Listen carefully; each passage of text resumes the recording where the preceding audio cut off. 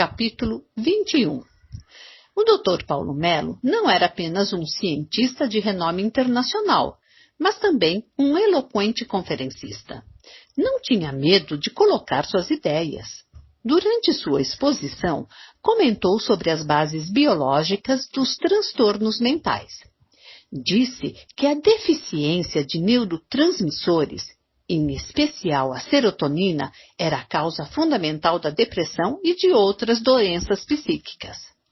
Abordou que os neurotransmissores eram como carteiros do cérebro que transmitem as mensagens nas sinapses nervosas, ou seja, no espaço de comunicação entre os neurônios ou células cerebrais.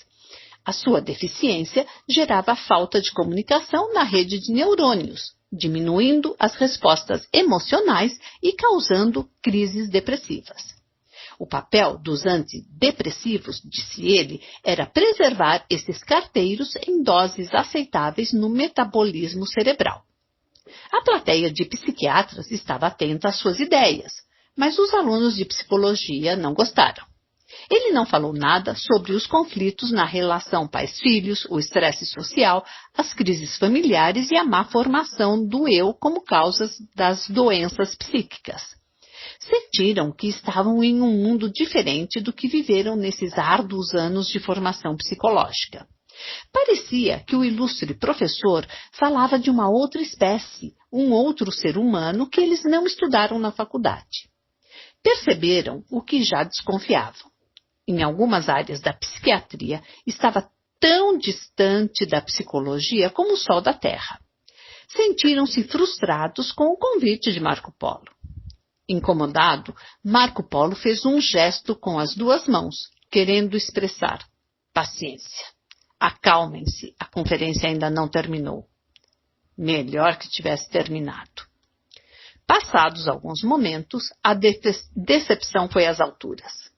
O Dr. Paulo Melo radicalizou seu discurso afirmando: a alma ou psíquio é química, fruto do metabolismo cerebral. Portanto, toda doença psíquica provém de um erro químico e, consequentemente, precisa de correção química para ser resolvida, ou seja, necessita de medicamentos. Os futuros psicólogos viram o mundo desabar sobre suas cabeças. Sentiram-se feridos e humilhados. Se a psique é química e os transtornos psíquicos são erros químicos, que espaço sobra para a psicologia? Qual é o papel, nessa situação, das técnicas psicoterapêuticas? Pensaram. Alguns tiveram vontade de sair. Não suportavam a afronta. Marco Polo nunca tinha assistido a uma conferência do Dr. Paulo, apenas conhecia sua fama. Sabia que muitos neurocientistas tinham uma visão estritamente biológica e química da psique. Também sabia que a portentosa indústria farmacêutica dos psicotrópicos era condescendente com esta visão. Utilizava-se dela e ajudava a disseminá-la na imprensa leiga mundial, jornais, revistas e TV. Vários jornalistas, desconhecendo os fundamentos da ciência, noticiavam com segurança que o déficit de serotonina e outros neurotransmissores eram causadores de doenças psíquicas e que este déficit precisava ser corrigido através dos medicamentos. Não sabiam que essas informações eram apenas suposições e não verdades científicas irrefutáveis. Sem perceber, divulgavam a séria e restrita tese de que a psique era química e, sem ter consciência, contribuíam para os ganhos elevadíssimos da indústria farmacêutica. Marco Polo sentiu que tinha sido o maior ingênuo do mundo ao convidar os estudantes de psicologia para esse evento. Eles poderiam sentir-se frágeis para iniciar sua profissão.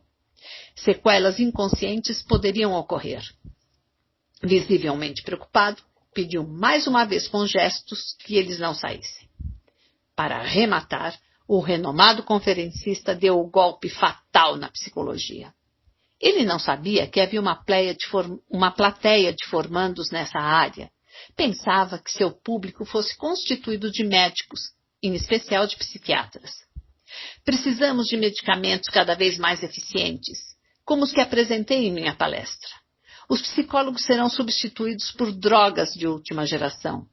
As neurociências triunfarão sobre a psicologia. Ninguém pode contrapor-se a seus avanços. O progresso das neurociências anuncia um futuro saudável para a humanidade. Os alunos quedaram paralisados, incrédulos diante do que ouviram. Eles, bem como a maioria dos presentes, não sabiam que por trás desse cenário estava em pauta muito mais do que a opinião de um cientista num congresso de psiquiatria. A palestra do Dr. Paulo era o reflexo do perigoso caminho que a ciência moderna estava trilhando. Nos bastidores da ciência estava em jogo uma disputa intelectual seríssima sobre a natureza do Homo sapiens. Muitos dos atores que participavam desse jogo, incluindo cientistas e profissionais, por saberem cada vez mais do cada vez menos, ou seja, por serem especialistas em suas áreas, não tinham consciência do próprio jogo e muito menos das suas consequências para a humanidade. Marco Polo, há alguns anos, pensava e se preocupava muitíssimo com essas consequências. O que estava em questão era se a psique humana seria ou não meramente um computador biológico, um aparelho químico.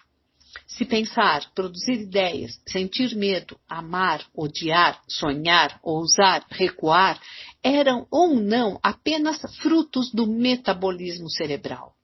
Se o ser humano possuía ou não um espírito, um mundo psicológico que ultrapassava os limites da lógica e das reações bioquímicas.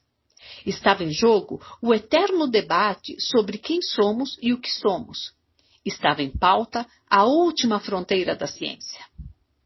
A julgar pela visão da indústria dos psicotrópicos e pelo pensamento de muitos neurocientistas, esse jogo já estava ganho.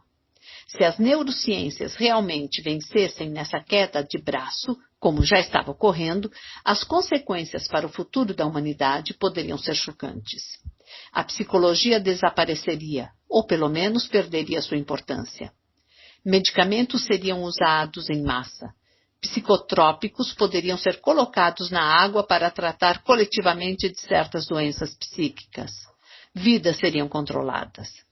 Além disso, se a mente humana fosse meramente um complexo computador biológico, ela poderia ser alimentada pelos computadores eletrônicos.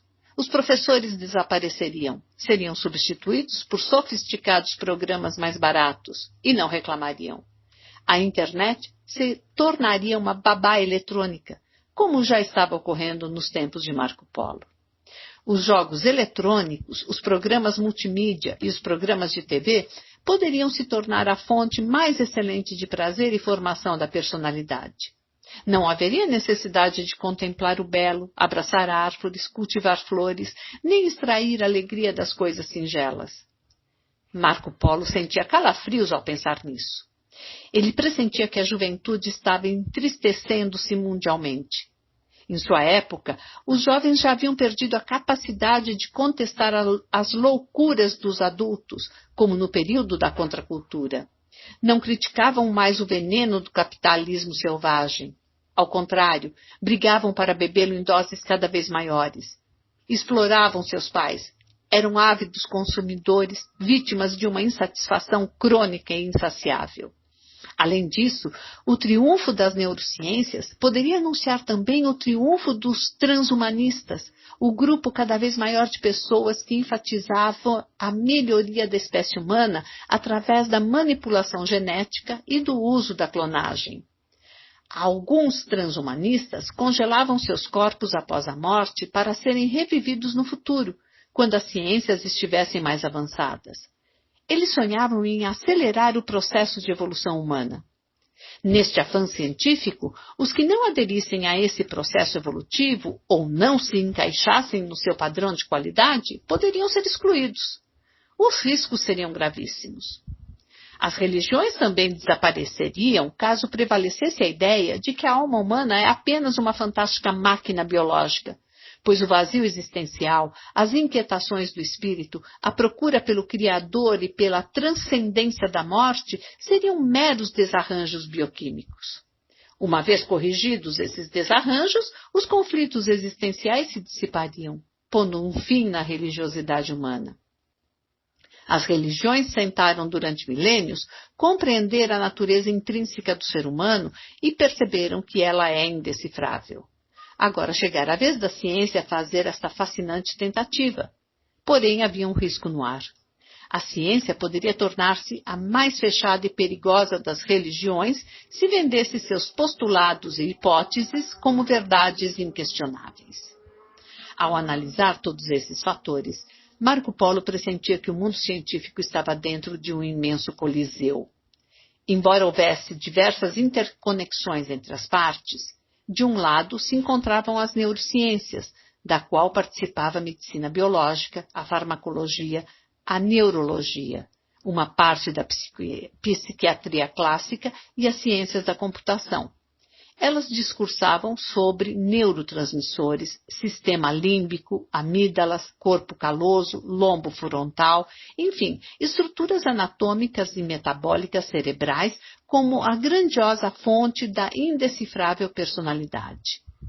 De outro lado, estavam as ciências humanistas, que incluíam outra parte da psiquiatria, a antropologia, a sociologia, o direito, a filosofia e, em especial, uma parte significativa da psicologia.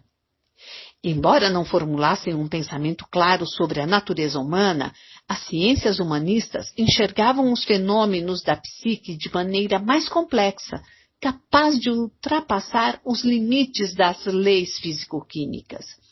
Para elas, a solidariedade e tolerância não poderiam ser conquistadas com programas de computador.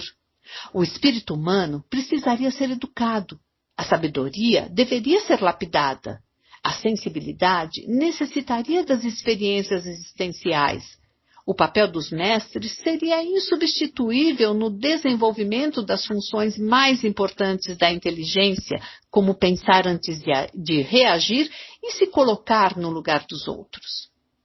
Após discursar sobre o domínio das neurociências, o Dr. Paulo Melo encerrou sua conferência. Foi ovacionado, alguns o aplaudiram de pé. Em seguida, sentou-se satisfeito com a acolhida. Havia mais de 500 participantes na plateia. Além dos 42 formandos em psicologia, estavam presentes professores de psiquiatria de diversas universidades internacionais, psiquiatras particulares, neurologistas, farmacologistas e diretores de laboratórios farmacêuticos. Os estudantes perceberam também a apreensão de Marco Polo diante do pensamento radical do conferencista, mas pensavam que ele não podia fazer nada, pois era um peixe pequeno diante do tubarão que se movimentava no palco. Não o conheciam. O debate se iniciou. Alguns membros da mesa teceram rápidas considerações e elogios ao conferencista. Em seguida, abriram o debate para a plateia participar. Houve um silêncio gélido. De repente, Marco Polo levantou-se, saiu do centro do anfiteatro e dirigiu-se apressadamente para o microfone que estava no lado direito do palco, a mais ou menos 8 metros da mesa. A audácia era sua característica principal. Agradeceu rapidamente a oportunidade de falar e, sem rodeios, partiu para o confronto com o conferencista, olhando fixamente. Estimado Dr. Paulo, o senhor sabe o que é a ditadura da hipótese? Ninguém entendeu o termo. Esse termo não existia na literatura científica. Fora cunhado pela habilidade de Marco Polo em sintetizar ideias. Tentando mostrar segurança, o Dr. Paulo respondeu. Não, meu jovem, nunca ouvi falar dessa ditadura. Explique-se. Não preciso explicá-la. O senhor acabou de cometê-la em sua conferência. A plateia de psiquiatras fez um burburinho. Será que esse jovem está questionando o ilustre conferencista? Não é possível, murmuravam. Os estudantes também não tinham a menor ideia de aonde Marco Polo chegaria, mas começaram a se animar. O Dr. Mário, que estava recostado à mesa, colocou as mãos na cabeça, pois sabia que vinham chuvas e trovoadas pela frente. Constrangido e irritado, o Dr. Paulo indagou. O que você quer dizer com isso? Marco Polo ensinava perguntando. Não transmitia conhecimento pronto. Levava seus opositores a pensarem e a tirarem suas próprias conclusões, mesmo num momento em que parecia digladiar num coliseu. Aprender a técnica com o mestre das ruas. Em vez de responder, fez outro questionamento. O que é uma hipótese e qual a distância dela para uma verdade científica? O Dr. Paulo começou a ficar preocupado com a ousadia do jovem. Respondeu: uma hipótese é algo em que se acredita, que se supõe, enquanto uma verdade científica é um fato de aceitação unânime pela comunidade científica. A distância entre elas pode ser pequena ou grande, dependendo da qualidade da hipótese. Então, Marco Polo deu-lhe o primeiro golpe intelectual. A deficiência da serotonina como causadora de doenças psíquicas é uma hipótese ou uma verdade científica? Uma hipótese. Parabéns, doutor. Então o senhor acaba de confirmar que cometeu uma ditadura da hipótese, pois vendeu para a plateia sua hipótese pelo preço de uma verdade científica. Os alunos de psicologia se entreolharam e o aplaudiram. Perturbado com os aplausos, o conferencista retrucou agressivamente: isso é uma afronta. Apenas expus meu pensamento. Não, doutor. O senhor impôs seu pensamento. Deveria ter dito que a deficiência de serotonina era uma hipótese. Além disso, o senhor teve a coragem de sentenciar a psicologia ao desaparecimento. O senhor supervalorizou o metabolismo cerebral e a ação de fármacos, remédios, e desprezou o complexo mundo emocional e intelectual que nos tornam uma espécie inteligente. Rapaz, deixe de argumentos vazios e apresente suas ideias para realizar um verdadeiro debate, rebateu agressivamente o professor, tentando esconder seu erro. Marco Polo não se intimidou. Respirava desafios. Diga-me, ilustre professor, é possível entrar na cidade de Nova York de olhos vendados e achar a residência de uma pessoa sem saber seu bairro, sua rua, seu número? Achando que Marco Polo estava perdido em suas ideias, o Dr. Paulo disse-lhe com um ar de desdém: não, a não ser que demore décadas por tentativa e erro. Então, como é que o senhor encontra de olhos vendados e em milésimos de segundo o endereço dos verbos e substantivos em sua memória, que é milhares de vezes mais complexa do que Nova York, e os insere nas cadeias de pensamento? Constrangido, ele falou: não sei, mas quem sabe como isso ocorre? Mais duas perguntas, mestre. O senhor sabe como é construída a nossa consciência existencial, que nos faz perceber que somos seres únicos no palco da vida? O senhor sabe como essa consciência reconstrói o passado ou antecipa os fatos sobre o futuro, sendo que o passado é irretornável e o futuro é inexistente? A plateia ficou perturbada. A mente do Dr. Paulo ficou confusa com as perguntas, mas ele disse honestamente: a atual fase da ciência está apenas arranhando os fenômenos que constroem os pensamentos e desenvolvem a consciência. Subitamente, mudando o assunto, Marco Polo perguntou: parabéns, mestre. Mais uma pergunta. O senhor acredita em Deus? Essa pergunta é de fórum íntimo. Estamos numa arena científica. Não quero falar sobre essas bobagens. Levantando o tom de voz e abrindo os braços, Marco Polo bradou para a plateia: Deus está aqui, gente. Ele está presente em carne e osso. Apresento-lhe Deus. E apontou as duas mãos na direção do Dr. Paulo, como o Falcão fizera com ele. Você está tendo um delírio religioso, um surto psicótico, disse o conferencista com deboche, tentando descontrair o público. A plateia riu de Marco Polo. Não é um delírio. Se o senhor desconhece os insondáveis segredos que tecem a inteligência humana, se não sabe como pensa e se desenvolve a consciência existencial, mas tem a ousadia de afirmar que a psique é o cérebro, que a alma é química, então o senhor é Deus, pois só Deus é capaz de ter tamanha convicção. Milhões de pessoas tentaram descobrir este segredo e desceram para seus túmulos com suas dúvidas. Mas o senhor conseguiu. O senhor tem de ser Deus. A plateia gargalhou, e até os neurocientistas presentes se soltaram. Mas o Dr. Paulo tentou esquivar-se. Você está me ofendendo. Desculpe-me. Eu aceito que o senhor expresse sua opinião, mas não concordo que o senhor imponha seu pensamento. A minha crítica é que muitos profissionais, confiando nas teses de ilustres cientistas como o senhor, as tomam como verdades absolutas e, assim, cometem erros crassos. Se o senhor e os demais neurocientistas expusessem essas teses com status de hipóteses, a democracia das ideias poderia ser exercida. Os que lessem ou ouvissem suas ideias poderiam criticá-las e filtrá-las. A plateia emudeceu. Os futuros psicólogos apertaram as mãos uns dos outros em sinal de aprovação. E Marco Polo parafraseou Shakespeare. Há mais mistérios entre o cérebro e a alma humana do que imagina nossa vã ciência. A plateia novamente sorriu. Tenho pós-doutorado em psiquiatria e psicofarmacologia. E o senhor, que tese defendeu? Perguntou o Dr. Paulo com altivez. Um membro da mesa, querendo ajudar, acrescentou. O Dr. Paulo publicou mais de 50 artigos em revistas científicas em todo o mundo. O conferencista corrigiu. Não, são 150 artigos. Isso, 150 artigos. Quantos artigos você já publicou? Quais as suas credenciais como cientistas? Alguns psiquiatras da plateia assobiaram. Pensaram que o jovem colega perderia a voz. Sou Marco Polo, um explorador de mundos, respondeu sem titubear. A plateia desta vez deu gargalhadas. Os estudantes aplaudiram. Vamos, rapaz, revele-se. Diante da insistência, Marco Polo adicionou. Tenho explorado os desfiladeiros onde surgem as ideias perturbadoras e os arquipélagos onde se levantam as defesas emocionais, até mesmo as defesas aqui presentes, mas não defendi ainda nenhuma tese nem publiquei nenhum artigo.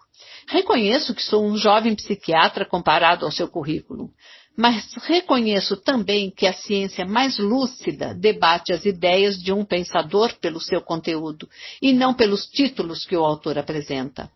Creio que os verdadeiros cientistas amam o debate e não a submissão. A plateia ficou alvoroçada e caiu em aplausos, solidária com Marco Polo. As universidades haviam sido seduzidas pelos títulos e pela fama do apresentador. Deixaram de ser um templo de debates em busca da isenção de preconceitos, como na Grécia Antiga. Os congressos de psiquiatria e mesmo de psicologia eram frequentemente tediosos. Há muito tempo, os presentes não viam uma discussão tão rica, com tantas implicações científicas. Vários professores universitários de psiquiatria vibravam com esse caldeirão de ideias. Faziam anotações com ânimo. Está me dizendo que não sou o verdadeiro cientista? O clima aqui está insuportável, disse o Dr. Paulo, suando frio e ameaçando deixar a mesa. O Dr. Mário não permitiu que o conferencista saísse do palco. Pegou o microfone e comentou. Muito interessantes suas ideias, Dr. Marco Polo. Se tem mais alguma coisa para acrescentar, por favor, continue. O Dr. Paulo soou frio e sentou-se. Não sabia que os dois se conheciam. Marco Polo procurou ser mais brando, elogiou o conferencista, buscando abrir as janelas da sua inteligência. Tinha de declarar para ele e à plateia as coisas entaladas em sua garganta. Sei que o senhor é um dos mais renomados psiquiatras do mundo. Eu tenho muito a aprender com o seu ilibado conhecimento. Dr. Paulo sentiu-se lisonjeado. Mas para mim, a medicação, quando necessária, é o ator coadjuvante, e a psicoterapia é o ator principal de um tratamento psíquico. Que ingenuidade! Você é uma poesia e eu a ciência. Em pleno século XXI, você desconhece os espetaculares avanços das neurociências? Nunca usou tranquilizantes e antidepressivos nas doenças psíquicas? O senhor deve ser um psicólogo para ter esse tipo de pensamento. Alguns psiquiatras acharam a piada maldosa. Sou psiquiatra, doutor, e uso com certa frequência esses medicamentos. Sei, embora não completamente, das suas vantagens e dos seus limites. Mas minha tese é de que se não nutrirmos o eu dos pacientes, que representa a sua capacidade de decidir, para serem os atores principais do teatro de suas mentes, não geraremos pessoas livres, capazes de administrar seus pensamentos, fazer suas escolhas e construir sua própria história. Os futuros psicólogos ficaram excitados com essa abordagem. Ana, numa atitude inusitada, se levantou e o aplaudiu. Marco Polo observou-a, admirado. O Dr. Paulo ficou profundamente irritado. O senhor está usando uma filosofia barata. Eu respeito sua posição, mas faço questão de defender o que penso. Um outro membro da mesa, o Dr. Anthony, um psiquiatra de 65 anos, sereno, de voz pausada, um ícone no meio acadêmico, estava deliciando-se com o calor do debate. Mostrando-se extremamente interessado, perguntou a Marco Polo: Você discorda da hipótese dos neurotransmissores na produção de doenças psíquicas, doutor? Dr. Anthony, para mim essa tese é pobre se considerada isoladamente. Há outras hipóteses tão ou mais importantes, tais como os conflitos na infância, o estresse social, as perdas existenciais, as frustrações interpessoais, a incapacidade de libertar a criatividade, de preservar a emoção. Todavia, para mim, a verdade é um fim inatingível. O que deve ocorrer é uma conjunção das hipóteses das neurociências com as da psicologia. O que é a alma para você, meu jovem? Perguntou o Dr. Anthony. Marco Polo respirou pausadamente. Teria de entrar num delicado assunto, um assunto que a ciência se sentia quase proibida de discutir. Mas não teve medo de expressar seu pensamento. Usou a poesia. Quando vejo uma mãe perdoar um filho, apesar de ele não merecer, quando vejo alguém apostar num amigo quando ninguém mais acredita nele, quando vejo um paciente com câncer acreditar na vida apesar de estar morrendo, ou quando contemplo um mendigo dividir seu pão apesar de não ter qualquer valor para a sociedade, fico encantado, embevecido. Eu penso comigo, que mundo maravilhoso é a mente humana. Nesse momento, comoveu-se com as recordações, mas continuou. Percebo que amar, cantar, tolerar, recuar são reações que ultrapassam os limites lineares das leis físico-químicas do cérebro. Nossa alma é mais do que uma máquina cerebral lógica. Os computadores jamais terão tais reações, nunca terão consciência de si mesmos, serão sempre escravos de estímulos programados. A plateia ficou alvoroçada. Suas ideias chocam a ciência. Se formos mais do que um cérebro organizado, então o que somos e quem somos? Perguntou o Dr. Anthony. Não sei quem somos, mas posso dizer um pouco sobre o que somos. Para mim, a psique é um complexo e indecifrável campo de energias que coabita, coexiste e cointerfere com o cérebro, ultrapassando seus limites. Agora a plateia ficou perplexa. Nunca viram um postulado com essa dimensão. Dr. Anthony, introspectivo, comentou. Parabéns pelas suas ideias inovadoras. Você tocou na última fronteira da ciência. Se nossa espécie comprovar sua tese, ela dará um salto sem precedentes no futuro. No entanto, apesar da profundidade dessa tese, não há como prová-la. O único argumento de que dispomos é a fé. E a fé é uma incerteza científica. Tenho alguns argumentos que podem fundamentar essa tese, mas ainda estão sendo elaborados. Estão vendo? Eu disse que suas ideias eram filosofias baratas, exclamou com entusiasmo o Dr. Paulo. O Dr. Anthony o corrigiu rapidamente. As ideias do debatedor são de grande alcance. Trata-se da tese das teses da ciência. Nossos congressos de neurociências têm sido secos, mórbidos, unifocais. Não discutimos os ditames do espírito humano.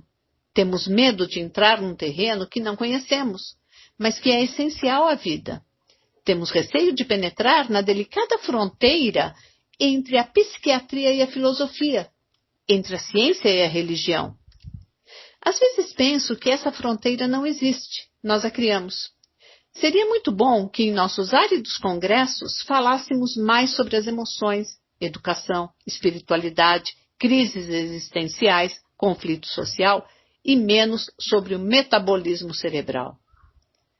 Vários psiquiatras se levantaram e aplaudiram o Dr. Anthony, concordando com seu pensamento. A discussão se encerraria ali se o Dr. Paulo não se mostrasse desrespeitoso com o sereno Dr. Anthony. Desculpe-me, Dr. Anthony, mas estamos no 3º milênio e misturar fé com ciência e psiquiatria com filosofia é uma ingenuidade científica, um atraso cultural. É retroceder 1000 anos no tempo. O senhor já deixou de produzir ciência. Hoje é apenas um professor aposentado, está afastado das grandes pesquisas. As neurociências estão cada vez mais perto de provar que a alma é um aparelho químico. Para Marco Polo, não havia vencedores nesse embate, mas teses distintas que deveriam ser discutidas com respeito para o bem da humanidade e não para benefícios de grupos. Diante da arrogância do Dr. Paulo, ele tomou a frente e elevou o nível do debate. Colocou em pauta alguns questionamentos que, desde os tempos da sua amizade com Falcão, começaram a ser elaborados. Poucos entenderam de início seu raciocínio. Dr. Paulo, sabemos que um grupo de pacientes tem novas crises depressivas após a interrupção dos antidepressivos, ainda que usados por um bom tempo, como 6 meses ou 1 ano. Mas outro grupo, após a interrupção dessas drogas, deixa de ter essas crises. Esta informação está correta ou não? O professor fez um sinal com as mãos para ele continuar. Pois eu lhe pergunto, por que então o último grupo de pacientes não teve mais crises? Sem titubear, o professor imediatamente respondeu. Os pacientes se superaram, venceram suas dificuldades, reorganizaram seus conflitos, aprenderam a enfrentar seus estímulos estressantes. O déficit de serotonina, ou erro químico, permaneceu nesse grupo de pacientes que teve pleno sucesso no tratamento? O professor sentiu um nó na garganta. Marco Polo pegara em seus próprios argumentos. Alguns professores de psiquiatria perceberam a armadilha em que o Dr. Paulo caíra. Pensaram, que argumento fatal! No entanto, outros psiquiatras não entenderam aonde Marco Polo queria chegar. Um tanto temeroso, o Dr. Paulo respondeu, sim, provavelmente o déficit continuou. Parabéns, professor. O senhor acabou de questionar o futuro das neurociências. Após a suspensão dos antidepressivos, o déficit de serotonina continuou, pois o defeito metabólico que produz o déficit não foi solucionado pela medicação. Se o defeito continuou e o paciente não teve mais crises, isso indica que superar dificuldades, reorganizar-se e resolver conflitos são processos psicológicos, cognitivos, que estão muito além da tese importante, mas simplista, da serotonina. Alguns psiquiatras coçaram suas cabeças. Nunca tinham pensado nesse assunto. O Dr. Anthony e o Dr. Mário saíram do formalismo e aplaudiram Marco Polo. O Dr. Paulo ficou sem saída. Ele sempre foi um exímio pesquisador, mas infelizmente deixara-se seduzir pelo dinheiro. Durante a sua conferência, ele havia divulgado um novo medicamento antidepressivo, cujo nome comercial era Ventax. Comentou que participara de pesquisas clínicas para averiguar sua eficiência e estava muitíssimo animado com os resultados. Ninguém sabia, mas o ilustre professor recebera secretamente $1 milhão do poderoso laboratório que tinha sintetizado a droga para divulgá-la nesse congresso, bem como em seus respeitados artigos científicos veiculados nas principais revistas especializadas. Na indústria farmacêutica, quando aceita pela comunidade médica, uma única droga é capaz de dar lucros altíssimos, mais do que a grande maioria dos produtos do mundo capitalista. O Ventax realmente tinha eficiência terapêutica, mas seus importantes efeitos colaterais foram minimizados pelo Dr. Paulo. Poderia afetar o fígado, expandir os riscos de infarto e, em alguns pacientes, induzir agressividade e aumentar os riscos de suicídio. Na plateia estava presente o diretor comercial do laboratório desse novo antidepressivo, o Dr. Wilson. Ele estava odiando as ideias de Marco Polo. O debate desviou a atenção dos ouvintes da nova droga. O Dr. Wilson esperava, a partir desse congresso, alavancar o lançamento internacional do Ventax. Ele poderia vender mais de $5 bilhões anuais, mas estava decepcionado com os rumos da conferência. Vendo o Dr. Wilson completamente insatisfeito na primeira fila do evento, o Dr. Paulo disse, vamos encerrar este debate. Mas Marco Polo precisava dizer mais algumas coisas. Somos meninos brincando de ciência no teatro da existência. Eu também sou uma pessoa orgulhosa, por vezes estúpida, mas estou aprendendo que nesse teatro o orgulho é a força dos fracos e a humildade é dos fortes. O Dr. Paulo ficou paralisado e a plateia emudecida. Perceberam que todos são capazes de errar nesse delicado campo. Marco Polo não impunha as ideias, ele as apresentava. Eu não estou orgulhoso, sou realista, afirmou o Dr. Paulo. Diga-me então, professor, a nova droga sobre a qual o senhor discorreu, o Ventax, teve a sua eficácia clínica comparada com placebos, que são falsos remédios ou mentiras químicas? O Dr. Paulo tremulou a voz. Não queria entrar nesse campo. Claro, fizemos estudo duplo cego. Pegamos 2 grupos de pacientes deprimidos. Para um, ministramos a nova droga e para o outro, o placebo. Nenhum dos 2 sabia que tipo de substância estavam tomando. Mas já falei de tudo isso em minha palestra. Mas não nos forneceu alguns dados. Qual é a porcentagem de eficácia de um e de outro? O Ventax teve 62% de eficácia e o placebo 46%. Os estudantes de psicologia se entreolharam. Não sabiam que uma mentira química, o placebo, tivera uma eficácia não muito distante da droga psicoativa. Nunca discutiram esse fundamental assunto na faculdade. Diante disso, Marco Polo deu o golpe fatal no absolutismo e arrogância do grande mestre. Por que os placebos tiveram a incrível eficácia de melhorar 46% dos pacientes deprimidos?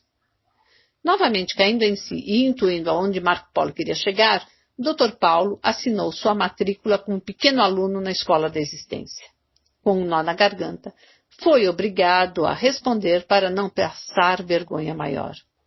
Porque eles acreditaram no tratamento, sentiram-se amparados e confiaram nos médicos que os assistiram.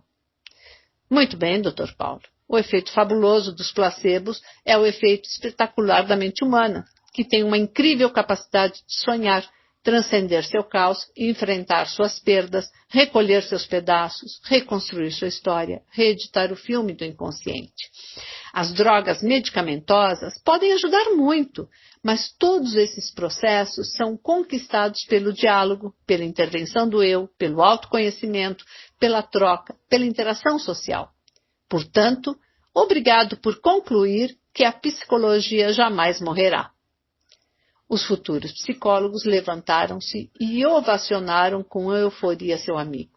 Alguns verteram lágrimas. A esperança de encontrar tesouro nos escombros dos que sofrem reacendeu. Marco Polo olhou fixamente para a plateia e terminou com essas palavras o debate. As indústrias farmacêuticas investem bilhões de dólares em pesquisas de novas drogas que atuam no cérebro humano para tratar de doenças psíquicas, mas não investem nada em medidas preventivas, em melhorar a educação, desenvolver a arte de pensar das crianças, educar a autoestima, diminuir o estresse social e combater a miséria física e psíquica. A sociedade precisa saber que na esteira do adoecimento psíquico da humanidade, a indústria farmacêutica prepara-se silenciosamente para se tornar a mais poderosa do mundo, mais robusta do que a indústria das armas e do petróleo. Essa indústria precisa de uma sociedade doente para continuar vendendo seus produtos. Aliás, nunca se venderam tantos tranquilizantes e antidepressivos. Precisamos repensar o futuro da ciência e refletir para onde caminha a humanidade. Marco Polo olhou para o relógio e calculou que ficaram quase 1 hora debatendo. À vista disso, completou. De acordo com as estatísticas, durante o curto período em que estamos discutindo nossas ideias, mais de 1.000 pessoas em todo o mundo tiveram crises depressivas, ataques de pânico, surtos psicóticos e doenças psicossomáticas. Mais de 20 pessoas cometeram suicídio. Pessoas maravilhosas desistiram de viver e deixaram um rastro de dor nos membros de suas famílias, que se perpetuará por décadas. Estamos construindo uma sociedade de miseráveis. Isso não os atormenta, senhores? Sonhador, foi a última palavra do renomado conferencista. Marco Polo, com os olhos úmidos, também disse a última frase. Se deixar de sonhar, morrerei. Nisso veio-lhe à mente imagens de crianças com depressão e com anorexia nervosa de que ele tratava, doenças raras de se ver antigamente. As crianças com anorexia estavam caquéticas, em pele e osso. As lágrimas de Marco Polo ganharam visibilidade. O Dr. Mário e o Dr. Anthony